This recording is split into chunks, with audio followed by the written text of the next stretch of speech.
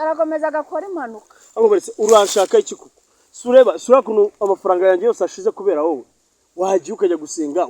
ukandeka ngiye waretse ikura amafaranga kuki mwanga amahoro nese ndagenda nambaye ikipita ugenda wambaye amasogisi babara nukuri umwamukura za sha yangana ukuremo pita nyamara wambabara nukuri nawe mbabarira rero sibyo niwe turazijyanye mwana ahubwo igihe hari sibyo se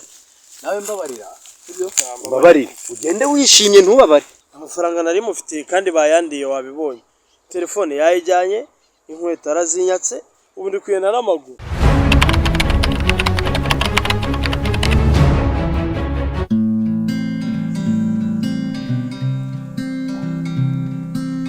agafashe sha Emmanuel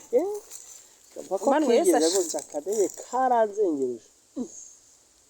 Emmanuel kagiye kuguruka ndetse ariko bize kandi nibiki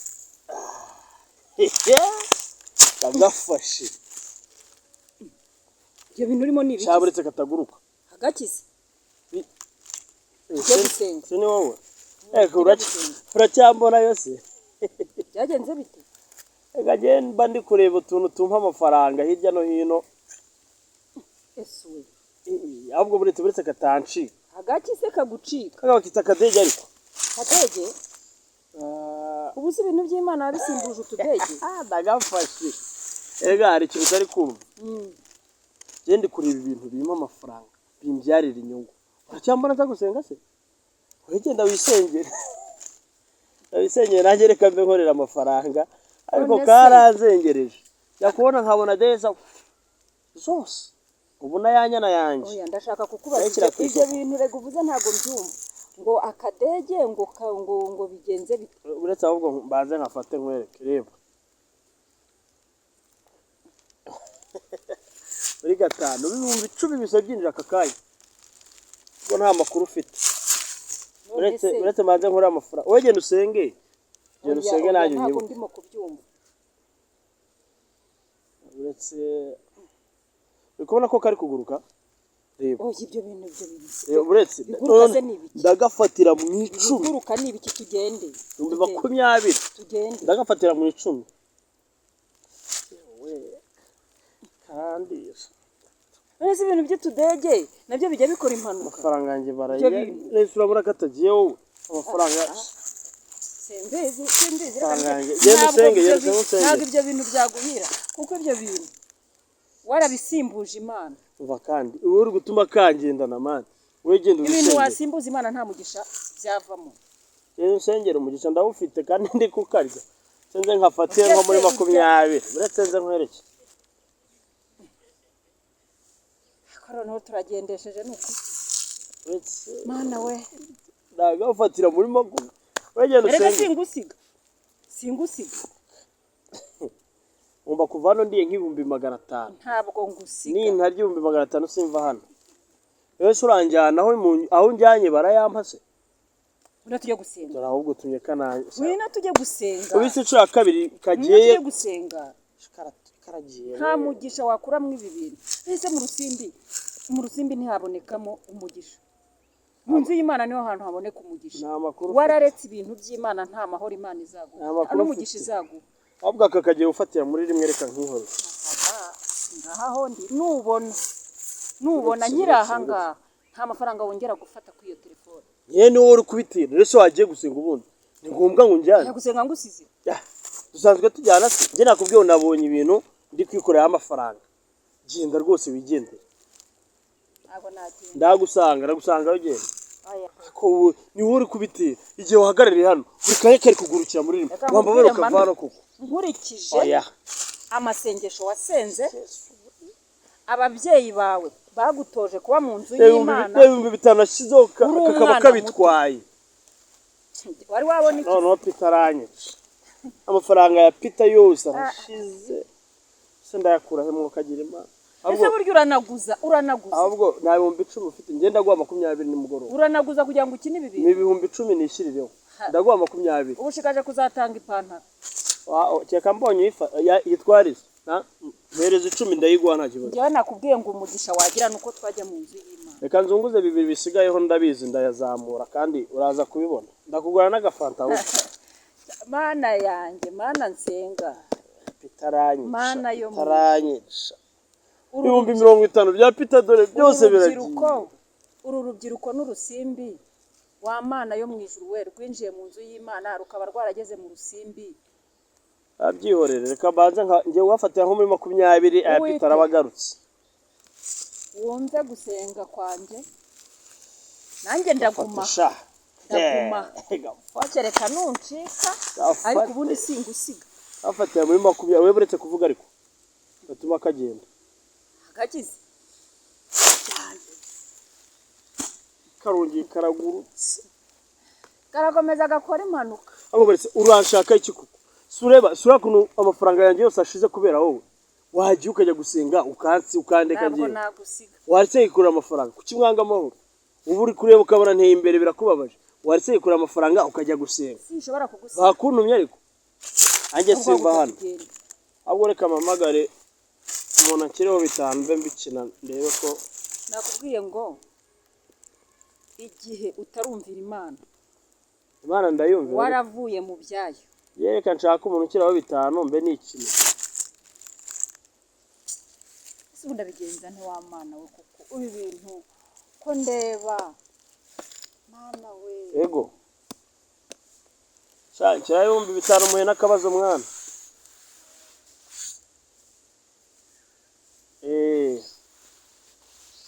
ni Emmanuel niyo mazina sawa ibindi 5 biraza ubu 5 rero ngiye kubibyaza nka senkani nicaya nawe uhagaza wagiye gusenga buri wese akagira inyungu ibi 5 ato ndabona naje jewe nakubwiye ngo sindi bugusige n'amafaranga nturi buyabone ako ninde wakuntumye ariko wajyara umuntu wakuntumye n'ukuri gera guri kubona ko ndi kwikora amafaranga wambabara ukama amahoro wagiye ukajya gusenga ukandika ibi 5 bigiye kuvamo senkano uhagaza mana we ahubwo agende kwibaza we niba ufitanye ngira ngo ibi bintu biranejeje reka nkwereke ikintu kizima ntabwo neza niba ufite ibindi 5 zarangira 10 ntabwo nezere uburyo ningije arandi bugwe senkano ndababaye cyane yangana mana uyu mwana yabaga mu y'Imana reka ngiye gushyiraho 3 hasi 2 hejuru ariko mana ufite ukubigenza bafatire muri 30 ukagarura abantu bawe kanze nkurira amafaranga ahubwo uraho uhagazaho mu byo bagiye reba gunuka ari kubara wabibonye 5 ngiye kugafata amafaranga nakugura amafaranga babonye ko kageze mu 10 Imana nsenga muri 30 n'undi bugafatire inyumve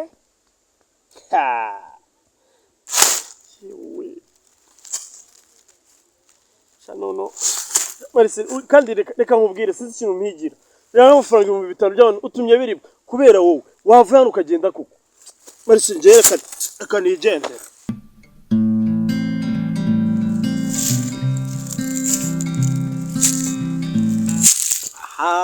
Emi mezete Salam mbona bidasanzwe mwa cyana amahoro kabisa aho nsanzwe nkona wijimye gutya uyu muntu aba yahuye n'utubazo ariko nta mahoro Beste sirayini bo ndihuta ngiye hano imbere sinzi niba ahubwo twaza nagushakaga naringiye kukureba sinashakaga amafaranga ayashakaga kabisa eba cyane ariko amafaranga amafaranga numva se bitinda aho bisubiramo ayashakaga rwose amuvandimwe se ujya sinahuye n'ibibazo amafaranga mura n'akabazo kansaba amafaranga nitiza ko amafaranga yawe yagenze bite nta kabazo gasanzwe ni umuturanyi yagize ibyago ndakoresha emisha ushobora kuba uri kumbeshya sinarona koko nakoresha oya ubwo se no kuba uri kumbeshya kubeshya ko nkawe koko yewe ubwanjye mvuye kukureba muri rya gipangu bamo nsanga bashyizeho ingufuri ngo wananiwe kwishyura inzu ugeze ku rwego rwo kunanirwa kwishyura inzu bamo no kubera ibyo bibazo by'ira muvandimwe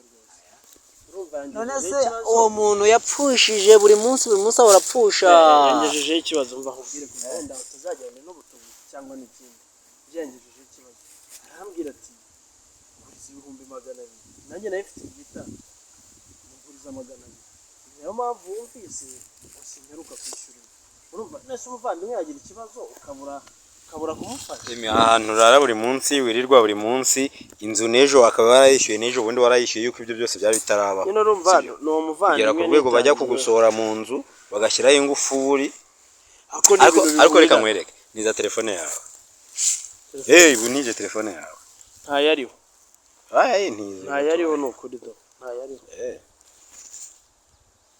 ibyo byose wenda hazavamo nka 25 ariko n'izo nkweto ntago nzi gusigira ega mani njyewe iyo bigeze ku mafaranga urabizi uri inshuti abo n'umupira ndawujyana oya ntago ndi bukwambura ubusa ndabona nta mupira wawe ndashimye wambaye ariko oya je nagushatse amafaranga nkayagwa rero n'inyuma uragenda uyashake ndabizi ko ufite inkweto nyinshi zishoboka uragenda wambare izindi kuko telefone mfite telefone ufite imwe uzazana amafaranga iyi ngiyi rero nizatuma ugira imbaraga zo gushaka amafaranga ukazizana hereza nizo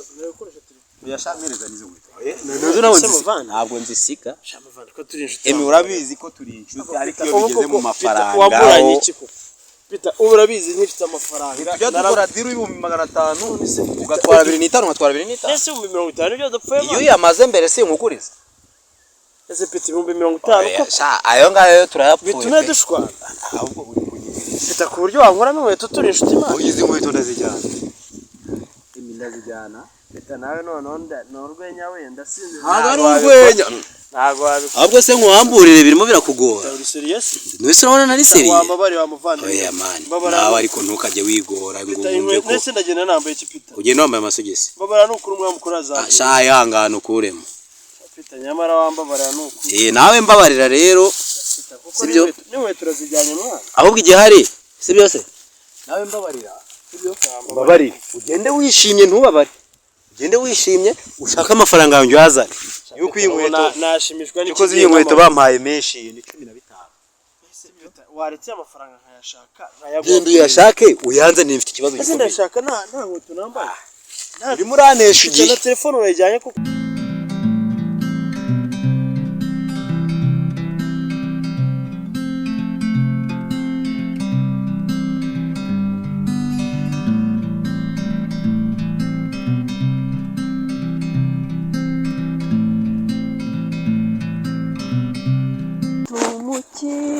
Ujumvugira kuma inshuti dahana sinkizo mwisi Emi Yesu nashimye hagenze biteze ko ndeba uri mugenda n'ibirenge kandi umubyeyi wabyihorere avuga ngo abagabo barabona nanjye nabonye honye iki se ko ndeba ntabwo cyagenda nasanze wambaye inkweto nawe nakubwiye ngo abagabo barabona nabonye cyagenze biteze shaka ko sinahitse ko umuntu w'inshuti yawe yaguhinduka akaguhinduka bigeza nabikubwiye yaguhindutse bigenze bite kugeza ubwo se agutwara inkweto ino urumva yanyatse amafaranga ye kandi amafaranga ye bayandiye wari uhari ntabwo nabikubwiye gutetse ko mbona utambaye inkweto kugira ngo tugatangire rero hano mfite ishusho ikiye kurenza ariya zuba ririmo cyagenze bite se kutambaye inkweto shabyihora abagabo barabona nanjye nabonye mana we none se wabonye ko mu gitondo ngewe ngenda nasanze wambaye inkweto ubu none dukubitanye ugenda n'ibirenge nibyo ndi kubwira abagabo cyukoze ntago nayinzi ko inshuti yawe yagutenguha ikagutamaza ikifuza kugusebya mu nzira abantu bose bakureba ntabwo nakubwiye ngo inshuti ni Yesu shamva cyokoze byamaze kubibona umuntu inshuti yanjye anyaka amafaranga nari mufitiye kandi bayandiye wabibonye telefone yayijyanye inkweto arazinyatse ubu ndi kugenda n'amaguru none se burya bwose wakenereraga amafaranga y'abandi birya byose nabonaga urimo Yesu 50 yari yantije nibyo byatuma nyaka inkweto akanyaka na telefone reka nkubwire Satani ahemba nabi ari nabikubwiye iyo uze tukajya gusenga ntabwo byose biba byakubayeho none reba ingaruka z'ibintu wikururiye wanga kuza mu nzu y'Imana. Ubu koko na n'ubu urumva utarafata icyemezo ngo uze mu nzu y'Imana wongere Imana igusubize ibyo Satani arimo kugenda kunyaga. Cyakora byo ibintu mbwira bishobora kuba ari byo. None urumva ubifasheho, urumva ufashe uwuhe mwanzuro? Nkurikije akababaro uyu muntu anteye, ari inshuti yanjye akankora ibi bintu, akankuramo inkweto, akantwara telefone. Inshuti ni Yesu. Nta muntu w'inshuti mu isi usibye Yesu wenyine, niwe muntu, niwe inshuti nziza itaduhana, itadusebya. Ntabwo Yesu yaguteza abantu bigezanga ubu si ni inshuti. Reka nkwereke inshuti kwambura inkweto. Ibi bintu ngiye kubitekerezaho, nta nicyo kubitekerezaho gihari. Biriya bintu ngiye kubireka. Fata umwanzuro, kandi niba udafashe umwanzuro biba binyeretse ko abantu mbana nabo nyine baba duhurira muri ibyo byose, ariko ntabwo umuntu ntabwiza ntago ari beza. Imyenda bazayitwara niba udashoboye gufata umwanzuro. Yarayijyanye se hari uko agize impuhwe akabona naba nambaye ubusa, ntiyarayijyanye. Hari uzaza ntaza afite mwihora, ariko nawe ntazahansanga. Nabiretse ibi ngiye kubireka, ngiye kubivamo. Ariko manwe reka nkubwire, urabizi neza ko gusenga Imana hari ikintu, hari ibintu wagiye ugeraho Nyagasani Imana yagiye ibivugaho. Uravuga ibyo ntubizi ko nari mfite moto, sinatwaraga moto. Rumiwe koko moto kandi nayo ntuyivuga, nayo yaragiye se? Iyo yagiye niyo ya mbere, niyo bahereyeho. None se ntuzi ko nari mfite inyana? Iyo nayo niyagiye. Mana yo mu ijuru we, ariko mana we. Giragutya n'akabanza nari nariguriye nako ubu mva nsigaye gutya ukundeba icyakora cyo. Nkwiye kugarukira Imana ibi bintu nkabireka, kuko rwose bimaze kundenga. Ubwo njye nta kintu nakubwira, umwanzuro n'uwawe. Marise urakoze n'ukuri, kandi ndakwizeza ko ibyo bintu bigiye guhinduka. Oya bikore kuko kuko nanjye sinjye wifuje guhora ameze gutya. Ndasenga Imana byibuze ndebe ko yakongera ikamba indi moto, ikamba ikindi kibanza n'inyana, kandi Imana imbabarire n'ukuri ibintu nakoze. Imana ikubabarire niba ufashe umwanzuro mwiza, ngaho genda. Imana yo mu ijuru igushyigikire. Amabuye ari kunjomba, amahwa